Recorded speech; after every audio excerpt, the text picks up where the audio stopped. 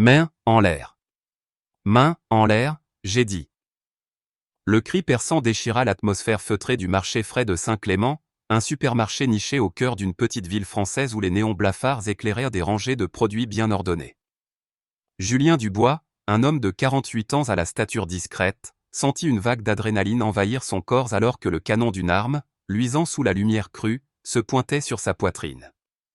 Dans l'allée 7, entouré de boîtes de céréales colorées et de pots de yaourt alignés, il leva lentement les mains à hauteur d'épaule, ses yeux sombres fixant l'officier avec un mélange de choc et de colère contenue. « Je n'ai rien fait de mal », déclara-t-il d'une voix posée, presque mécanique, malgré le tumulte intérieur qui menaçait de briser son calme légendaire. « Officier, il y a un malentendu. » Julien, agent du FBI depuis près de 20 ans, spécialisé dans la lutte contre le crime organisé et le contre-terrorisme, n'était pas un homme ordinaire. Originaire de Saint-Clément, une bourgade paisible mais marquée par des tensions raciales discrètes, il avait gravi les échelons grâce à son professionnalisme et son intégrité. Ce samedi après-midi, il n'était qu'un client parmi d'autres, vêtu d'un jean usé, d'une chemise bleu marine et d'une veste légère, poussant un chariot rempli de provisions pour sa femme, Claire. Rien dans son apparence ne trahissait son statut d'agent fédéral, et pourtant, pour Pierre Martin, un jeune policier de 25 ans fraîchement sorti de l'école de police, Julien était une anomalie. Pierre, avec son insigne encore luisant et une arrogance juvénile, portait en lui des préjugés tenaces, hérités d'une vision étroite du monde. Dans son esprit, un homme noir qu'il ne reconnaissait pas, errant dans les allées d'un supermarché bondé, ne pouvait qu'être suspect. Sans mandat, sans signalement de vol, sans la moindre preuve, Pierre décida de passer à l'action, convaincu que son instinct ne le trompait jamais. Alors que Julien examinait une boîte de muesli, comparant les ingrédients avec une autre marque, Pierre s'approcha à grands pas, son ton accusateur tranchant comme une lame. « Et, vous ? Arrêtez-vous » lança-t-il, faisant sursauter non seulement Julien mais aussi les clients à proximité. Julien, habitué à gérer des situations tendues, posa calmement son panier sur le sol et tourna la tête vers l'officier. « Oui, officier ? Répondit-il, sa voix douce mais ferme, cherchant à comprendre la raison de cette interruption brutale. « Qu'est-ce que vous faites ici ? » aboya Pierre, son regard scrutant Julien comme s'il cherchait un indice de culpabilité. « Je fais mes courses, » répondit Julien, un sourcil légèrement levé, perplexe face à l'hostilité évidente du jeune homme. « Vous avez l'air suspect, » rétorqua Pierre, un rictus méprisant déformant son visage juvénile. « Je vous observe depuis que vous êtes entré. Vous rôdez pourquoi ? Vous préparez un mauvais coup ? » Les mots, chargés de mépris, frappèrent Julien comme une gifle. Il sentit une colère sourde monter en lui, mais des années d'entraînement lui avaient appris à ne pas céder à l'émotion. À quelques mètres, Sophie, une caissière de 19 ans aux cheveux châtains attachés en queue de cheval, s'arrêta net derrière un présentoir de fruits secs. Elle avait remarqué la tension croissante et, par instinct, sortit son téléphone portable, lançant un enregistrement vidéo discret. Elle murmura à elle-même, « ça ne sent pas bon », tandis que ses doigts tremblants ajustaient l'angle pour capturer la scène. Plus loin, Monsieur Bernard, un professeur de littérature à la retraite, s'immobilisa avec son panier rempli de légumes frais. À 68 ans, Bernard, avec ses lunettes rondes et son écharpe en laine malgré la douceur de l'après-midi, incarnait la figure du sage local. Choqué par l'attitude de Pierre, il s'avança, sa voix tremblante d'indignation. « Laissez cet homme tranquille, jeune homme.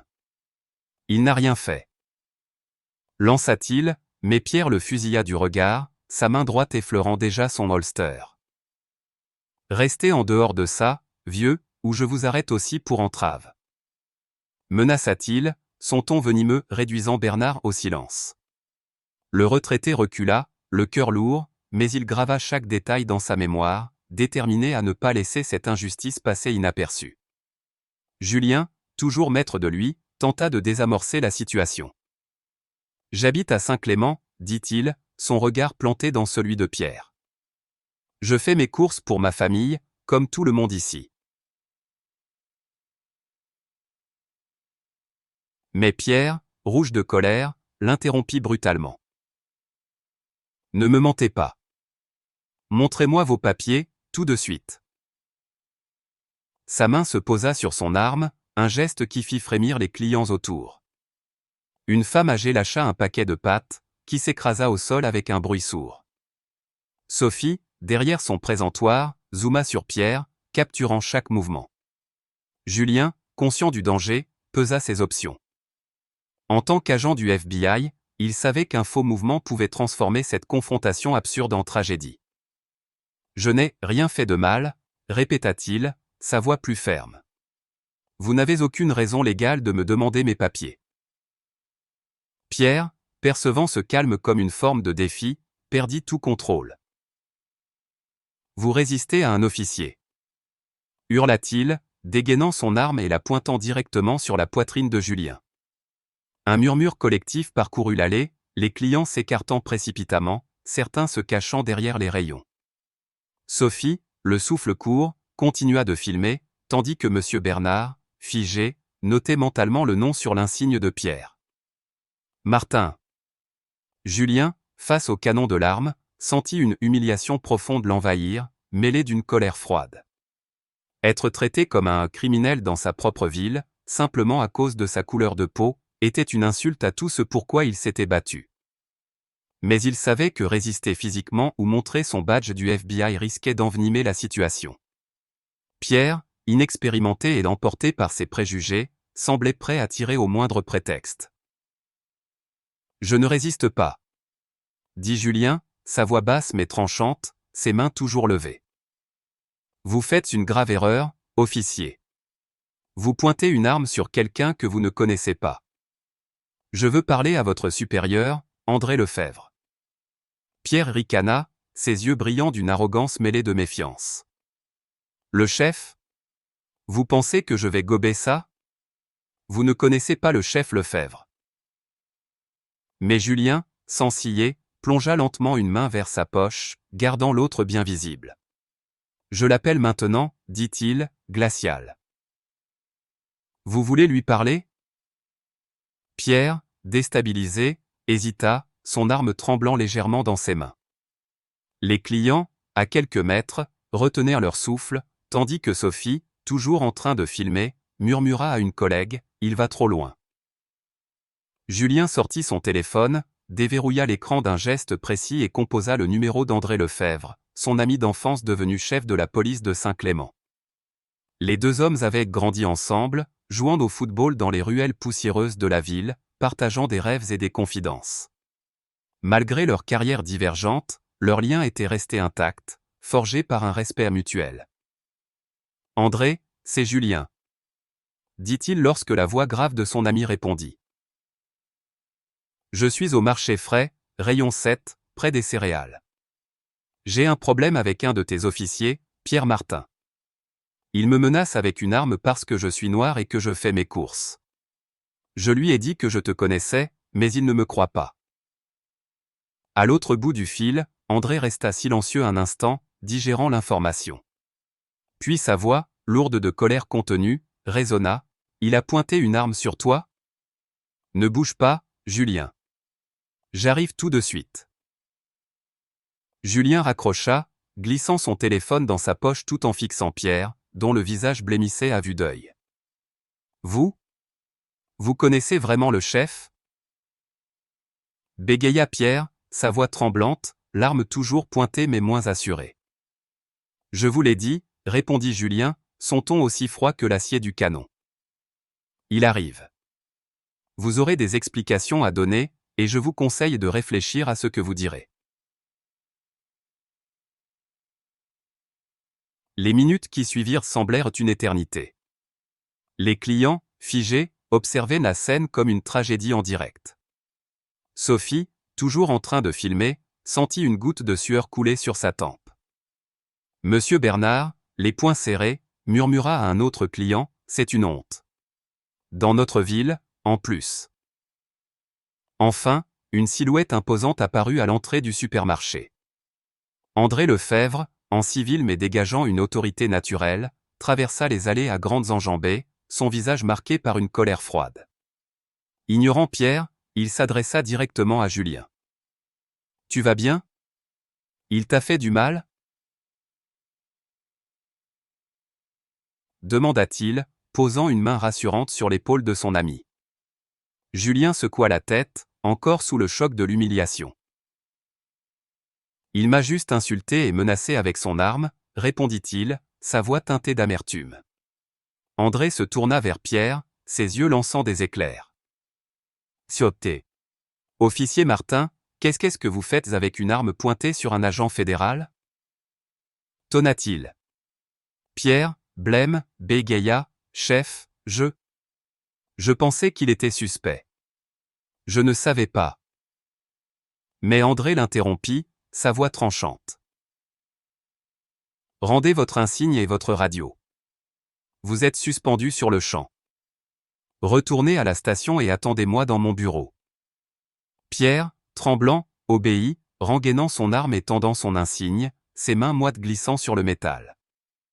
Il murmura des excuses incohérentes, « Je suis désolé, je ne savais pas. » Mais ces mots sonnaient en creux, motivés par la peur plutôt que par le remords.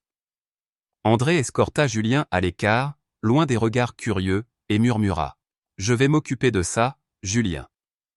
Ce type n'a rien à faire dans ma police. » Julien hocha la tête, le cœur encore lourd. Sophie, rangeant son téléphone, savait que sa vidéo changerait tout. Monsieur Bernard, lui, quitta le supermarché avec une détermination nouvelle, prêt à alerter la communauté.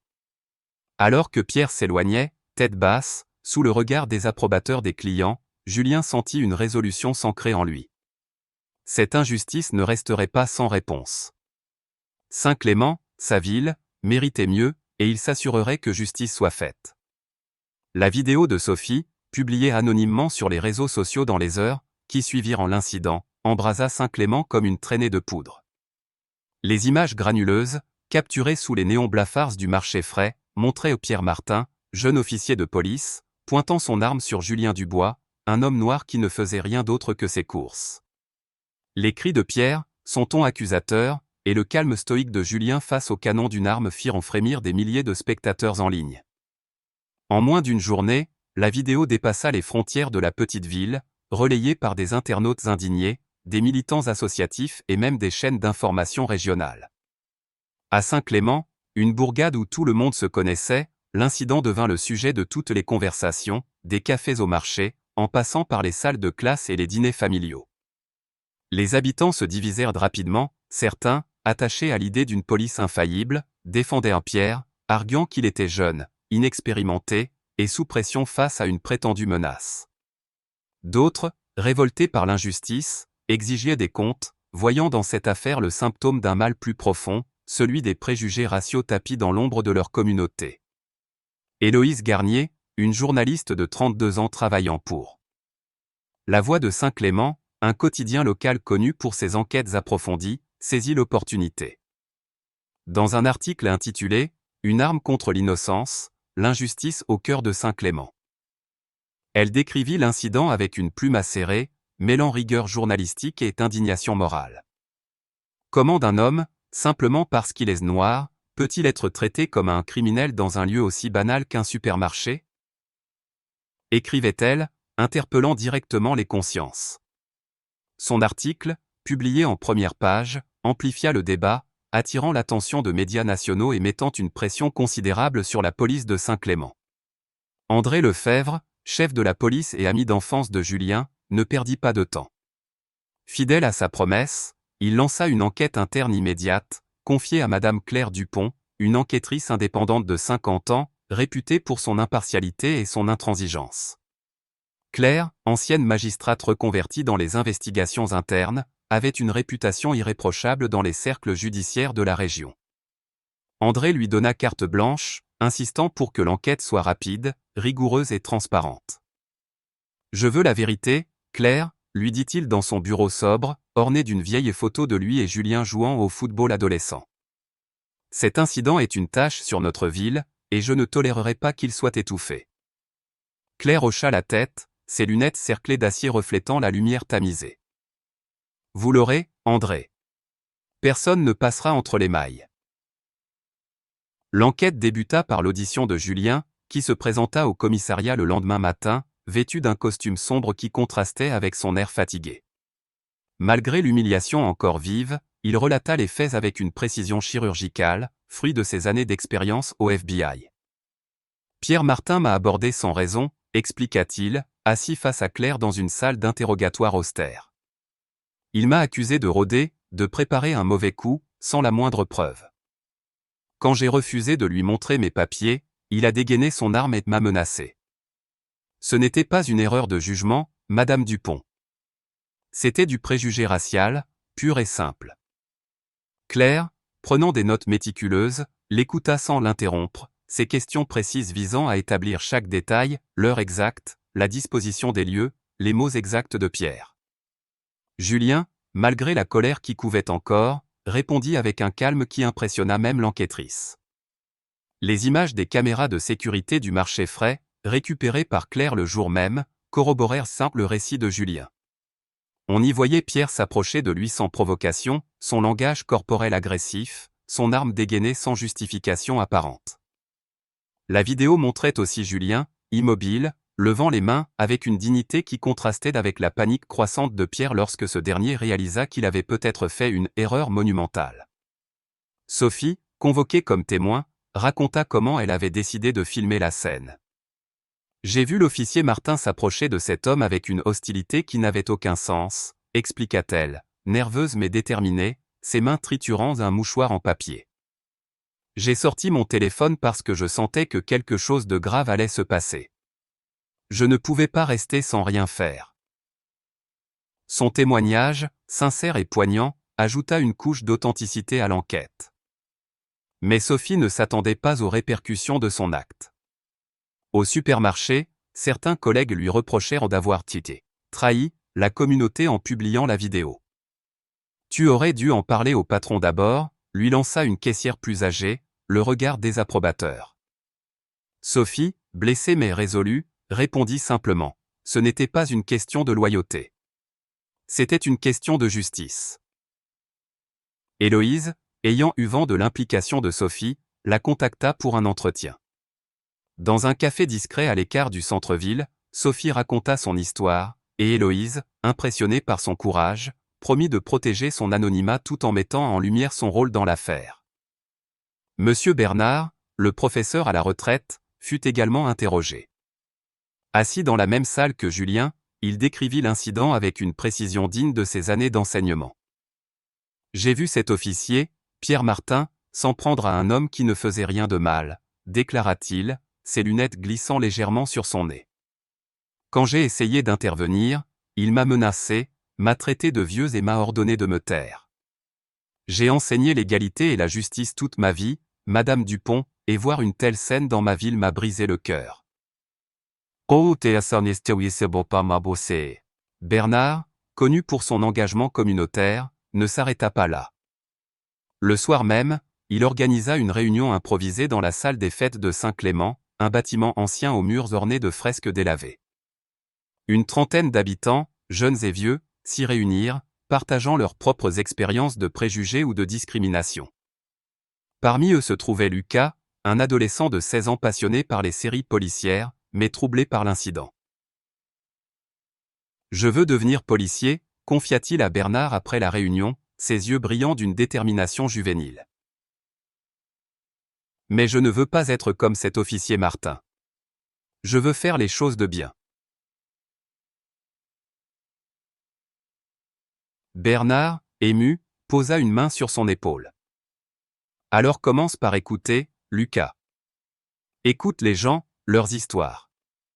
C'est comme ça qu'on change les choses. » L'interrogatoire de Pierre Martin, en revanche, fut un désastre pour lui. Convoqué dans le bureau de Claire, il arriva accompagné de son avocat, un homme nerveux en costume mal ajusté. Pierre, pâle et transpirant, tenta de se défendre. « J'ai cru qu'il était suspect. » bégaya-t-il, évitant le regard perçant de Claire. Il avait l'air de rôder, et quand il a pris son téléphone, j'ai cru qu'il allait sortir une arme ou je ne sais quoi. Mais ses explications s'effondrèrent face aux preuves.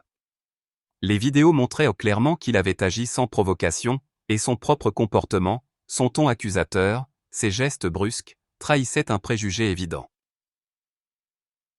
Vous avez pointé une arme sur un homme désarmé, sans mandat ni signalement, rétorqua Claire, sa voix aussi tranchante qu'un scalpel. Vous l'avez accusé de rôder alors qu'il faisait ses courses, comme n'importe qui dans ce supermarché. Comment justifiez-vous cela? Pierre, acculé, murmura des excuses confuses, insistant sur son inexpérience et son stress. Mais ces mots sonnaient creux, motivés par la peur de perdre son emploi plutôt que par un réel remords. Claire, impassible, nota chaque détail, consciente que l'enquête prenait une tournure accablante pour le jeune officier. La pression monta à Saint-Clément alors que l'enquête progressait.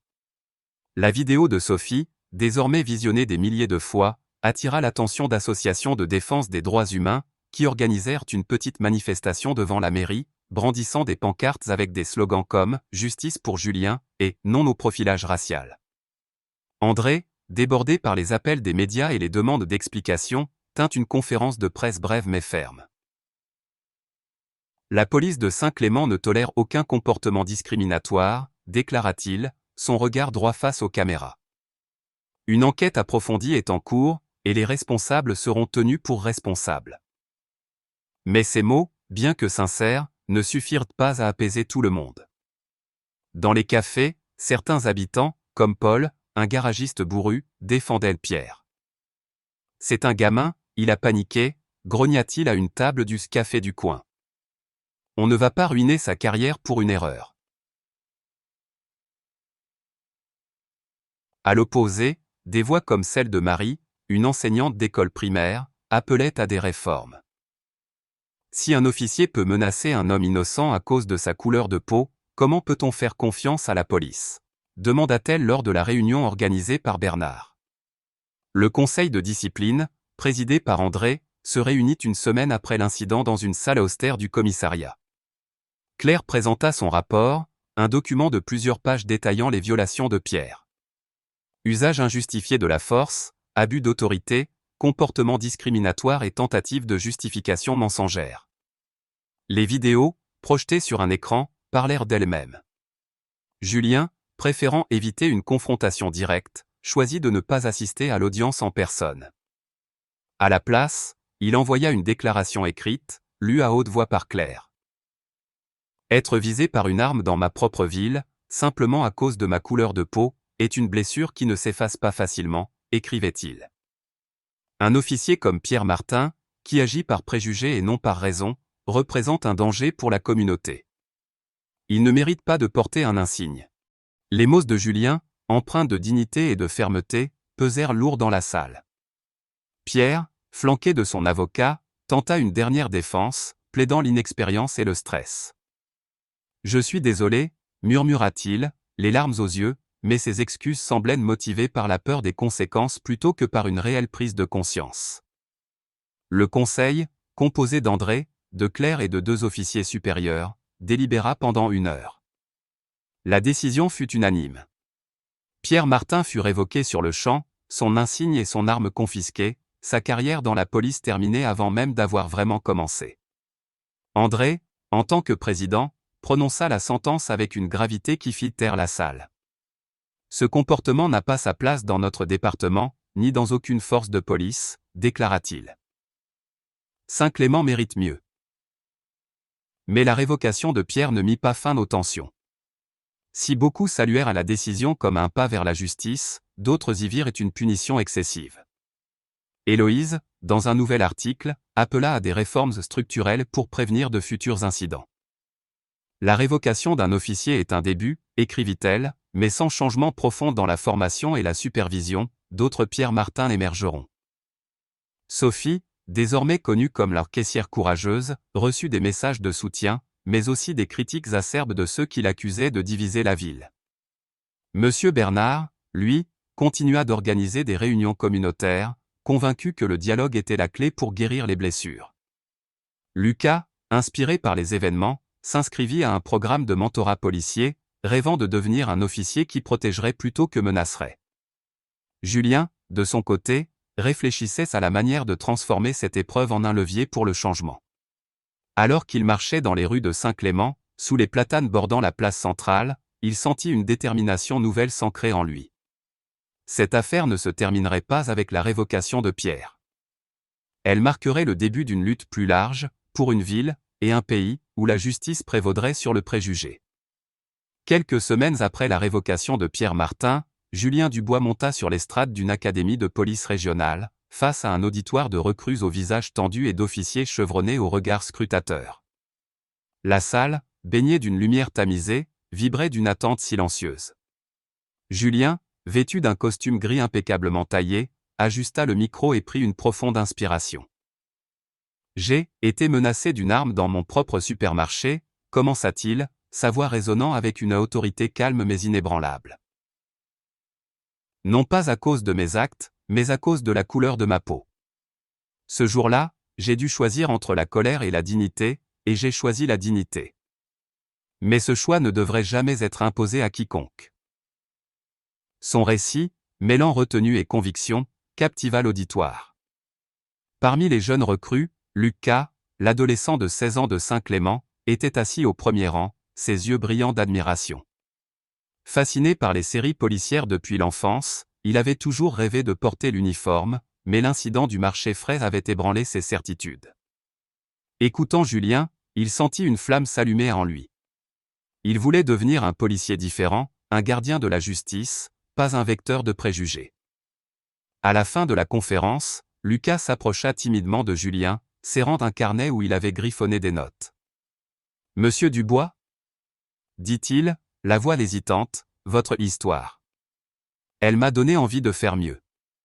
Je veux être un policier qui écoute, qui protège tout le monde, sans distinction. » Julien, touché, posa une main sur son épaule.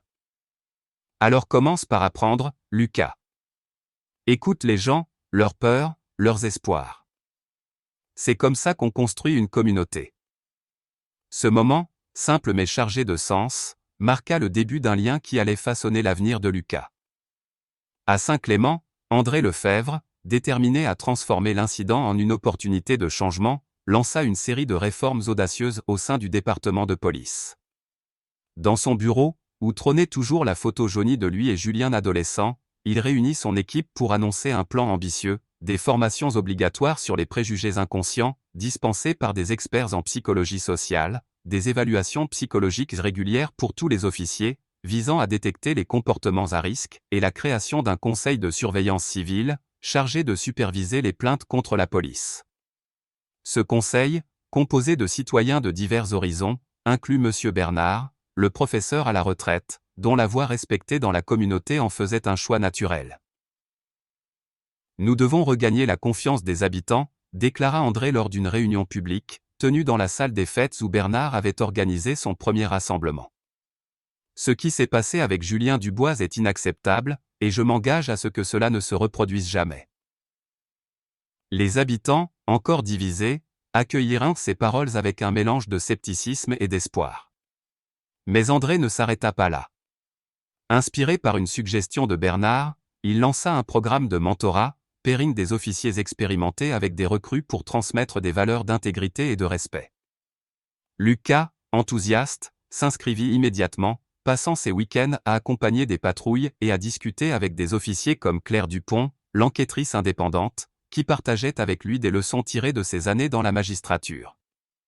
Héloïse Garnier, la journaliste de La Voix de Saint-Clément, continua de jouer un rôle clé dans la transformation de la ville. Après son article initial, qui avait mis le feu aux poudres, elle publia une série d'enquêtes sur les réformes d'André et leur impact. Dans un article intitulé « Saint-Clément, une ville en quête de rédemption », elle décrivit comment l'incident du supermarché avait catalysé un mouvement plus large. « La révocation de Pierre Martin n'est pas une fin, mais un début », écrivit-elle. Pour que la justice triomphe, il faut des institutions qui apprennent de leurs erreurs. Ces écrits attirèrent l'attention de parlementaires à Paris, qui citèrent l'affaire de Saint-Clément lors de débats sur une nouvelle législation contre le profilage racial. Héloïse, infatigable, contacta Sophie pour un nouvel article, cette fois consacré au courage des citoyens ordinaires. Sophie, désormais surnommée « la caissière courageuse » dans les rues de Saint-Clément, accepta à contre-cœur, craignant de nouvelles critiques de ses collègues. Mais lors de l'entretien, dans un salon de thé aux nappes fleuries, elle se confia à Héloïse. « Je n'ai pas réfléchi en filmant, » admit-elle, triturant une mèche de cheveux. « J'ai juste vu une injustice, et je ne pouvais pas rester les bras croisés. » Héloïse, impressionnée, fit de Sophie le symbole d'une résistance discrète mais puissante. Peu après, la mairie de Saint-Clément remit à Sophie une médaille civique lors d'une cérémonie modeste, où André et Julien étaient de présents. Sophie, rougissante, murmura un discours bref mais sincère. « Je ne suis pas une héroïne. Je veux juste vivre dans une ville où tout le monde est respecté. » Les applaudissements qui suivirent résonnèrent comme un écho de l'espoir naissant dans la communauté. Julien, Sophie et Monsieur Bernard, unis par l'incident, décidèrent de transformer leur expérience en action concrète. Ensemble, ils fondèrent Égalité pour tous, un fonds d'aide juridique destiné à soutenir les victimes de discrimination.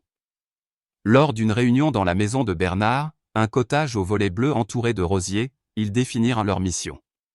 Offrir des ressources légales gratuites et sensibiliser la communauté aux préjugés. Bernard, avec son éloquence de professeur, rédigea les statuts du fonds, tandis que Sophie, galvanisée par son rôle, recruta des bénévoles parmi ses collègues du supermarché. Julien, grâce à ses contacts au FBI, obtint le soutien d'associations nationales, donnant aux fonds une portée inattendue. « Ce n'est pas seulement pour moi », expliqua Julien lors d'une réunion communautaire, sa voix empreinte d'une détermination tranquille. « C'est pour tous ceux qui n'ont pas ma voix, mes ressources, ou un ami comme André pour les défendre. » L'initiative trouva un écho immédiat. Des habitants, jeunes et vieux, firent des dons, et Égalité pour tous devint un symbole de résilience à Saint-Clément. Au marché frais, l'allée 7, où Julien avait été menacé, devint un lieu de mémoire.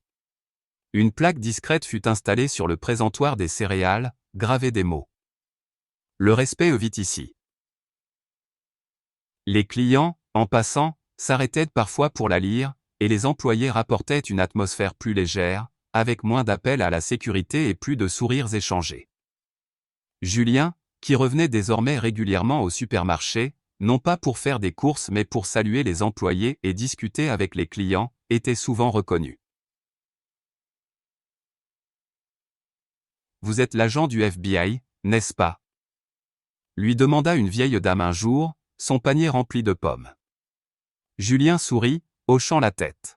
« Juste un habitant de Saint-Clément, madame. » Mais pour beaucoup, il était bien plus, un symbole de résistance face à l'injustice.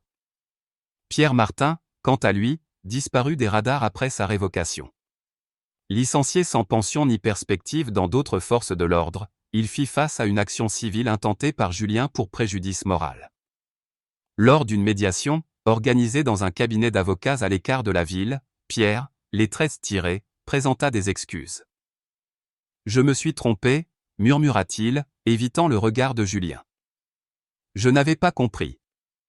Je n'avais pas vu à quel point mes actes étaient graves. » Julien, impassible, accepta un règlement à l'amiable, non pas par clémence, mais pour clore ce chapitre.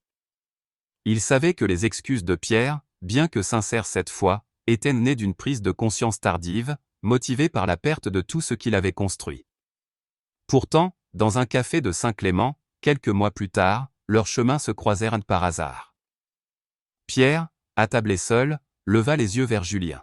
« Agent Dubois, dit-il, la voix tremblante, je sais que je ne peux pas réparer ce que j'ai fait. Mais je veux que vous sachiez que je regrette. Vraiment. » Julien, après un long silence, hocha la tête.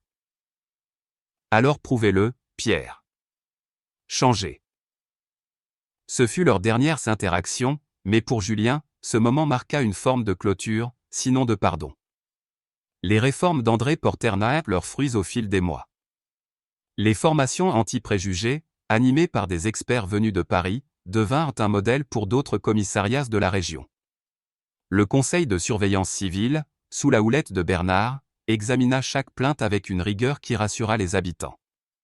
Lucas, désormais mentoré par un officier expérimenté, participa à des patrouilles communautaires, où il apprit à écouter les récits des habitants, des commerçants aux adolescents. Une après-midi, alors qu'il accompagnait une patrouille près de la place centrale, il aperçut Julien et courut vers lui. « Monsieur Dubois, je voulais vous dire, j'ai rejoint le programme de mentorat. Je veux faire les choses bien, comme vous. » Julien, ému, sourit. « Tu es sur la bonne voie, Lucas. Continue d'écouter, et tu deviendras un grand policier. » Sapta, c'est ça? L'affaire de Saint-Clément dépassa les frontières de la ville. Héloïse, dont les articles avaient attiré l'attention nationale, fut invitée à témoigner devant une commission parlementaire à Paris, où elle cita l'exemple de Saint-Clément pour plaider en faveur de lois plus strictes contre le profilage racial. « Ce qui s'est passé dans notre petite ville montre que le changement est possible, déclara-t-elle, sa voix ferme face aux élus. Mais il exige du courage, de la transparence, et un engagement collectif. » À Saint-Clément, les réunions communautaires initiées par Bernard devinrent des événements réguliers, où les habitants partageaient leurs idées pour une ville plus inclusive. Une école locale intégra l'incident dans son programme d'éducation civique, enseignant aux élèves les dangers des préjugés et l'importance de la justice.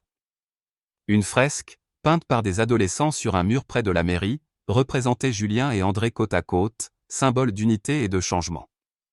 Julien, de retour à ses fonctions au FBI, trouva un nouveau sens à son travail. Il accepta des invitations à donner des conférences dans des académies de police à travers la France, partageant son histoire pour inspirer officiers et citoyens. À chaque intervention, il concluait par une phrase qui devint son mantra: « La justice commence par un acte de courage, mais elle se construit par un engagement collectif. » À Saint-Clément, il revenait souvent, marchant sous les platanes de la place centrale ou s'arrêtant au marché frais, ou la plaque. Le respect de ville ici lui rappelait sa victoire. La ville, autrefois secouée par l'incident, s'était transformée. Les habitants, plus vigilants, plus solidaires, avaient choisi l'honneur plutôt que la peur.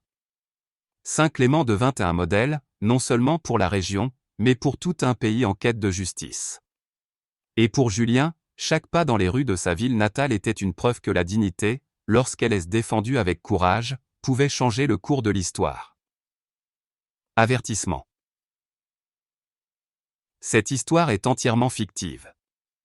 Tous les personnages et événements sont des créations de l'auteur et ne visent pas à critiquer des personnes réelles. Elle cherche à sensibiliser à la justice, à la responsabilité et à l'importance de traiter chacun avec respect et dignité. Réflexions et leçons tirées de l'histoire de Julien Dubois. L'histoire de Julien Dubois, un agent du FBI confronté à une injustice brutale dans un supermarché de Saint-Clément, résonne profondément dans le contexte de la culture française, où les valeurs de liberté, d'égalité et de fraternité sont au cœur de l'identité nationale. Cette affaire fictive, bien que dramatique, reflète des réalités sociales qui touchent au plus près les questions de justice, de préjugés et de responsabilité individuelle. En tant que Français, attachés à l'idée d'une société juste et inclusive, nous pouvons tirer de cette histoire des leçons précieuses, applicables à notre quotidien, tout en réfléchissant à la manière dont nous pouvons contribuer à un monde plus équitable. D'abord, l'histoire de Julien met en lumière l'importance de la dignité face à l'adversité. Lorsqu'il est confronté à l'arme de Pierre Martin, Julien choisit de rester calme, non pas par faiblesse, mais par une force intérieure forgée par des années d'expérience et de discipline. Ce choix incarne une valeur profondément ancrée dans la culture française, la maîtrise de soi, que l'on retrouve dans la philosophie stoïcienne ou dans l'élégance discrète des grandes figures historiques comme le général de Gaulle, qui prônait la retenue face aux provocations. Pour nous, dans la vie quotidienne, cette leçon nous invite à répondre aux conflits, qu'ils soient personnels ou professionnels, avec sang-froid.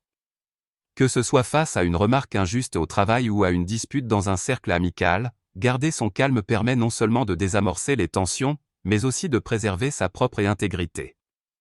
Julien nous enseigne que la dignité n'est pas une capitulation, mais une arme puissante pour transformer une situation d'humiliation en un acte de résistance morale.